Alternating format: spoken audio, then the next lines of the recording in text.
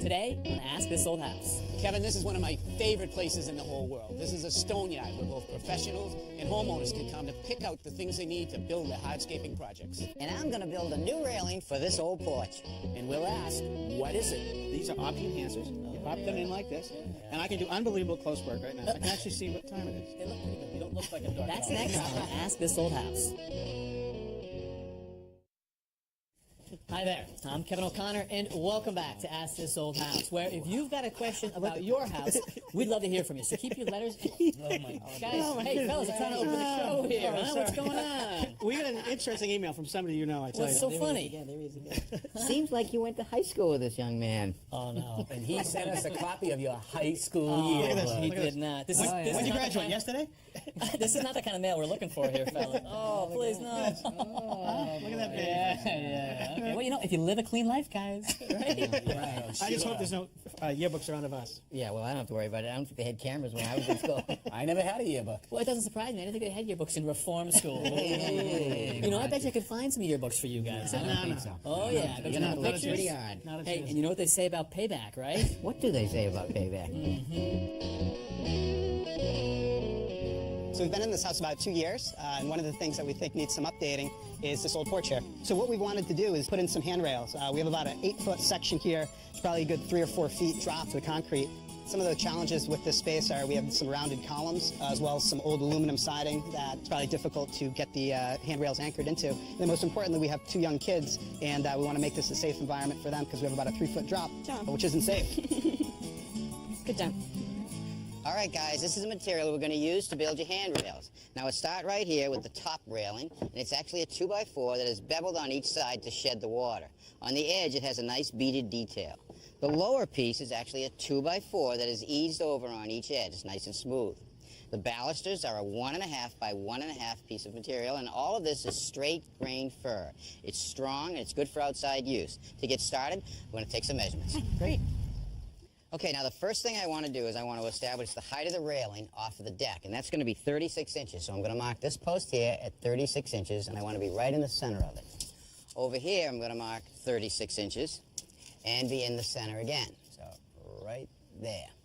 Okay, now it's very difficult to get an inside measurement accurately. So if you hold that tape there, and I go like this, and I measure, I've got to bend my tape. It's kind of difficult to read it exactly because the tape is curved. So what I do is I take 2 sticks that fit loosely in the opening. I cut the ends on a bevel, like that. I reverse the sticks so each bevel is facing out. I then take the stick and I hold it on that 36-inch mark, and I bring it over here and I hold it on this 36-inch mark. I push the sticks apart tightly, put some pressure on it, and all I do is I put a line anywhere where the 2 sticks meet. Now we're ready to transfer our measurement to our handrail. And to do that, I'm going to take the handrail, I'm going to take one end of our stick and place it on the handrail. I'm going to mark the end right there in the center of the railing. What I want to do is now slide the 2 sticks until my marks line up, just like that. Make sure I'm in position of the center of the handrail here, and I mark the end. And that's the length of our handrail. Now remember, a handrail cannot be cut square because we have a round column. To get the contour or the radius of the column, I'm actually going to use this profile jig right here. When I take it and I push it against something, it'll follow the contour of it. So there's my fat fingers. So what I want to do is I want to straighten it out. I'm now going to take it and push it against the column, and that gives me the radius of the column. Now I'll just transfer this curve to the end of the handrail. Now we're ready to cut it with the jigsaw. Now one thing I like to do is take my utility knife and score right along the line, and that will lessen any chance of tear out when we're cutting it with the jigsaw.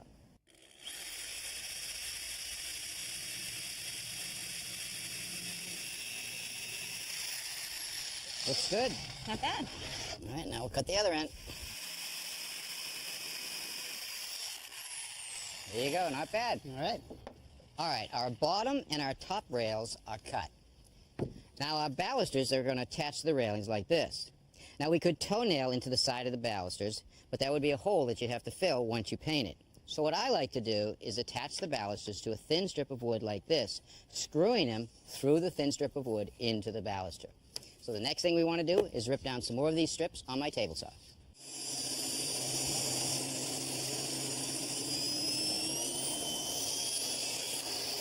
That's great, guys. It's important that you seal all the pieces of the railing system before it gets assembled. That allows you to get to all 6 sides, especially the end grain, and underneath the nailing strip. Let me tell you why. When these pieces are put together, water could migrate into this joint right here, or under the nailing strip here, or even into the end grain of the railing, shortening the lifetime of the wood. By sealing those ends up, you lengthen the lifetime of the pieces. We're using an acrylic, solid body stain, so it should last for a long time. Now, all of the pieces to our railing system are stained and it's ready for assembly. Now, the first thing we need to know is that the building code requires that the space between our balusters cannot exceed 4 inches. But for good-looking railing, that space between each baluster should be the same over the entire field. And I also think that the space between the last baluster and the column should match whatever it is in the field on both ends. Now, I suppose you could do the math. You could figure out the distance, you could divide it up over a certain amount, and then the next thing I know, I've got it wrong. So I don't like to do math. So what I do is I take this piece of material right here, it's an elastic band, get it at a fabric store, and I mark 2-inch increments all along the rubber band, and I put a little dot where the balusters would be located. So now what I'm going to do is I'm going to take my nailing strip for the bottom, and I'm going to put it right here like that against the bottom of the balusters. I'm going to take the first baluster, I'm going to put it against the end of the nailing strip. This is going to represent the edge of the house. So now what I want to do is I want to take the rubber band and hold it just like that. Now, Mike, you come down here, and I'm going to place this baluster so we're now looking at the edge of our column. Okay. So now I want you to pull that rubber band until the lines line up. Now, as you pull the rubber band, you can see that the space between the lines is actually getting bigger. And it's also getting bigger equally over the entire run. Now, I want you to keep pulling it until we get as close to 4 inches on center as we can. Keep pulling it, keep pulling it, keep going, right there. Okay, so now that's 3 15/16 of an inch from the edge of this baluster to the edge of this baluster. Now what I'll do is I'll transfer those marks onto my nailing strip. Right here's one, that's where the baluster goes. Here's another one, that's where the baluster goes. All the way down the run. All right, I marked all of our locations on our bottom nailing strip. Now what I'm going to do is I'm going to transfer those marks to the top nailing strip. All right, now I'm going to line it up, and I'm going to make it even on this end, just like that. And I'm going to transfer the marks. Once both nailing strips are marked, putting together the pieces is pretty easy. First, I'm going to tack it together using some 1/4 crown staples. Then I'll screw it together using some 2-inch ceramic screws.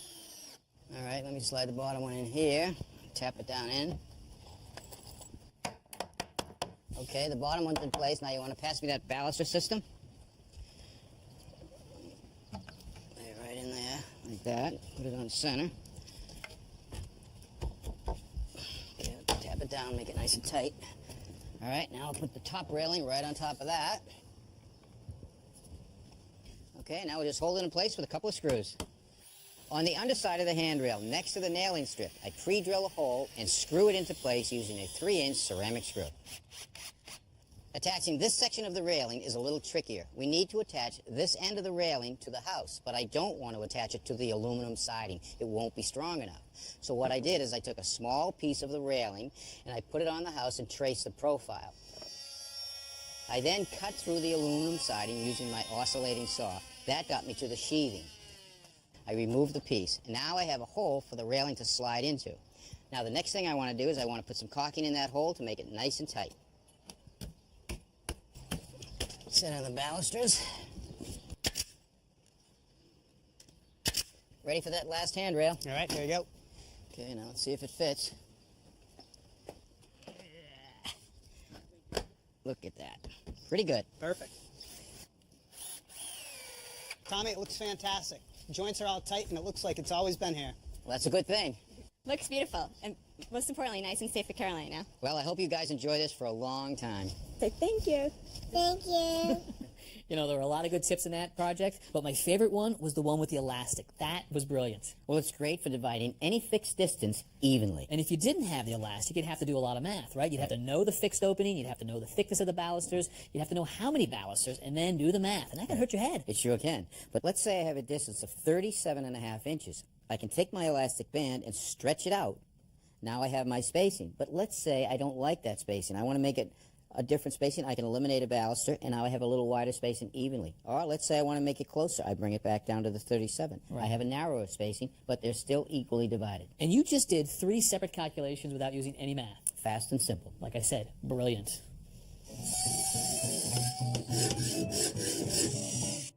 Okay, guys, here they are. They're gray, they're plastic, and there are 2 of them. What is it? Or is it, what are they? You've seen these in the medical world. These check your pulse. You go in, they just slide it on your finger. This is a new version. All right. Checks your pulse and your IQ at the same That time. could be interesting. Really, let me see your finger.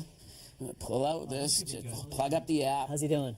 Tom, you're doing great. Your pulse is just right there. The bad news, your IQ's dropping rapidly. Now, can you explain that to me? Code blue. That's not what these are for at all, Roger. Listen, I'm a professional, and I know how to drive a nail, but a lot of people don't. So what happens? They hurt themselves by hitting themselves with a hammer. Well, this tool right here will actually hold the nail so you won't hurt yourself when driving the nail. Oh, bad nail. Let's see. I'm a professional. I stuck with it. Look at that. Yeah. It's not that. I wonder how that feels. It feels pretty good. Now, guys, I saw these in an airline magazine, and at first they seem silly, but they make great sense. I'm having trouble with my eyesight. I need glasses. To see you guys, I need these, right? Hello. I can see you. See? Hi. Now, for close work, I need something bigger. These are optic enhancers. You pop them in like this, and I can do unbelievable close work right now. I can actually see what time it is. Really? I haven't seen that in You know what the years. good thing is, Richard? They look pretty good. You don't look like a dork at all. Mr. Magoo, can I have those back, please? Completely wrong, which is actually not completely wrong. They do come from an airline magazine, and they are very silly. But believe it or not, someone came up with these, and they're for use with airline seats. Well, Zone 2, please board. Make sure you put your briefcases underneath the seat in front of you. Seat 1A, look at this. So you know how tight all the seats are these days, and maybe you've got the tray table back, and then the guy in front of you. Oh, hey, come on, buddy, huh? How about a little space here? Huh? Well, these make sure that he no longer reclines a seat on you. They wedge between the arms of the tray table and the back of the chair. And now watch this. Go ahead, big boy. It's like sitting in first class. Champagne to 23C, please. Kevin, this is one of my favorite places in the whole world. This is a stone yard where both professionals and homeowners can come to pick out the things they need to build their hardscaping projects. Favorite place in the whole world. See, now for me, I would have said like, I don't know, the coast of the Mediterranean or something, but I see what you're going for. It is huge, and I'm looking at slate and granite, bluestone. This place has got it all. Everything you want, from brick to build a chimney to bluestone for walks and patios to granite stairs, granite curbing. They also have a large selection of stone to use in building walls, and that's what I wanted to look at today. These walls may look like they're stone, but they're not. They're actually made of concrete. And there's a whole bunch of different types. This one here is smooth on the top and in the face. This is a good wall for a small sitting wall that's freestanding, but you wouldn't want to go too tall because this wall is just held together with adhesive. Before you put the next row off, you just take the block adhesive, go along, and then drop your next one on. So it's in place, but you're saying this is not good for a retaining wall? No, it doesn't have good structural strength. For a Right. retaining wall, you really need a physical system to hold the wall back. Now, this block is a little different. Still concrete though, right? Right, but see the face on it? It's roughed up to make it look more like stone. Right. This one up here is a system where you just take the pieces. This is a tongue and groove, and they sit right down on that tongue. So there's a mechanical way to hold this wall back in Does that place. give it lateral support so it can be a retaining wall? That's right. This could be used as a retaining wall. And another system is a pin system, where you go through and you put these pins in.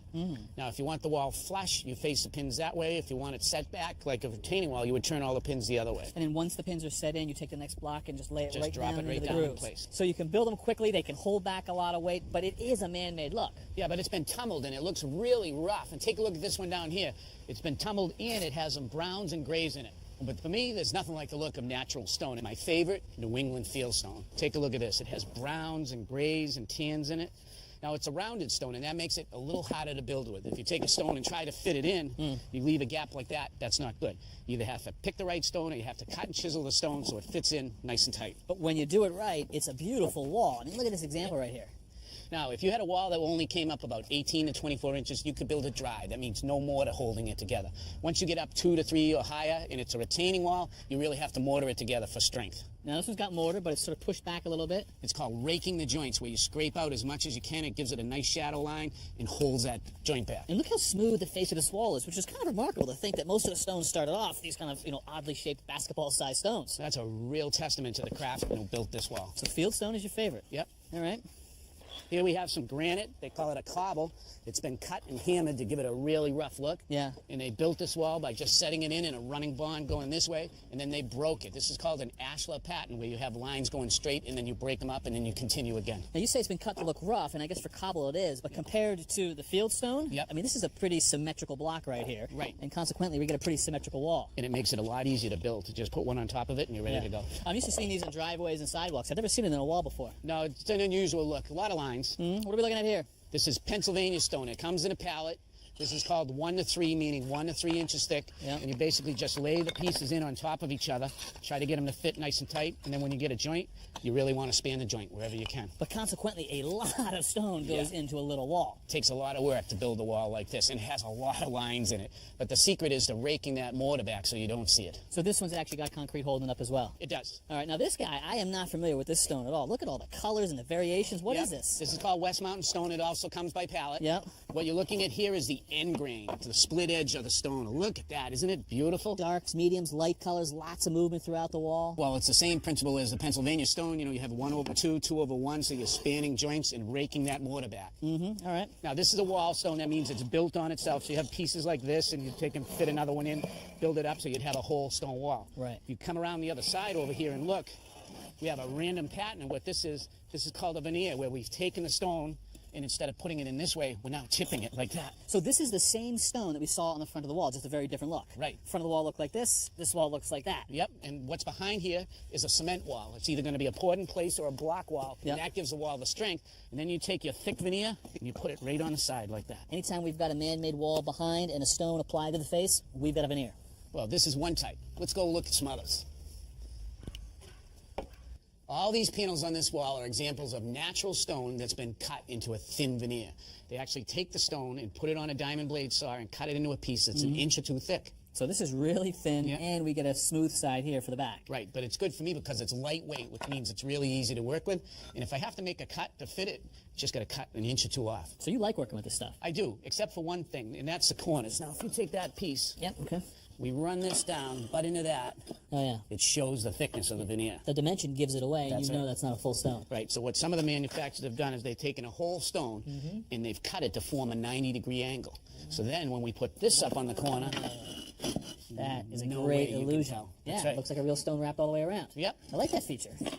Now, we have a lot of natural stone, but we also have some man-made stone, and that's from here down. When you say man-made, are you talking concrete? Absolutely. Wow, I would never be able to tell that is concrete. No, they did a great job with it, didn't they? So why do we use concrete? Is it just cheaper, or? Well, the biggest advantage is you can get it in different colors. A natural stone is what it is. You can't change it. This pattern is the same as that one, but you can see this is much lighter stone than this one is. So I'm hearing lots of options, goes up fast, but I'm also seeing just in this little block here 30 stones along the wall, maybe 1,000 individual pieces that I've got to mortar and stick up. Yeah, especially when you're working with the little tiny ones. And what they did is they made up these panels, and that really helps us put it up quick. You just take a whole panel like this, they're glued together, put it up on the wall, So adhesive on the back, but on the front it looks like it's just individual stones. right like that. Who knew there were so many options, Roger?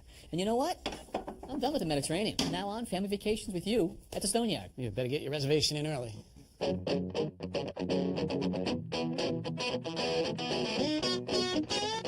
Yeah, so you guys are still laughing, huh? Well, guess who's going to be laughing now, huh? So someone sends you a copy of my yearbook? Well, guess what?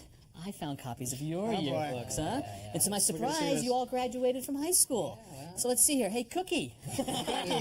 Look at you. What's this with the sideburns? I think those were lamb chops. Oh, those are definitely lamb chops. Played a little football and some basketball. Those legs, Roger. The only one without any socks. What's going on here? Was your football uniform as tight as your basketball shorts? Great set of thunder thighs there, isn't there? Oh, and Thomas. Look at you. Little respect. So what's the matter? When you were trying out for Eddie Munster, they didn't pick you? Nice do, huh? Sort of looks like Bowser from Shannon. Hey, hey. And how about this right here, huh? Maybe the last time you wore a tie? Probably the first and the last time. I bet you it was borrowed, too. Oh, right? Rich. Oh, boy. Turns out right here, you were an accomplished organ player. Piano. Oh, my Look at God. all the hair, fellas. Look at the nice dude down Well, I there. had it. I wanted to show it. Nice comb over. You wanted to see it too, obviously. You have it in front of your eyes. And played a little football yourself. Yeah, the record's still intact at that school. Perfect season. Really? 0 and 9. No one's broken the record. Well, I'll tell you what. If you've got any incriminating photos about these guys, we'd love to hear from you. And we'll even take a couple letters about your old houses as well. So keep them coming. And until next time, I'm Kevin O'Connor. I'm Roger Cook. I'm Richard Thewey. And I'm Tom Silva. For Ask This Old House. Hey, check this out. Richard was junior prom co-chairman. Yeah, it was a great prom, and it was called Sea Mist. Next time on Ask This Old House. When making a threaded plumbing connection, when should you use Teflon tape, pipe dope, something else, or nothing at all? Well, that's a good question. And now I'm going to put the finishing touch on this backyard pizza oven. Wow, that looks great. It's plastic, it's green and white, and in the top is the sponge. And we'll ask, what is it? Next time on Ask This Old House.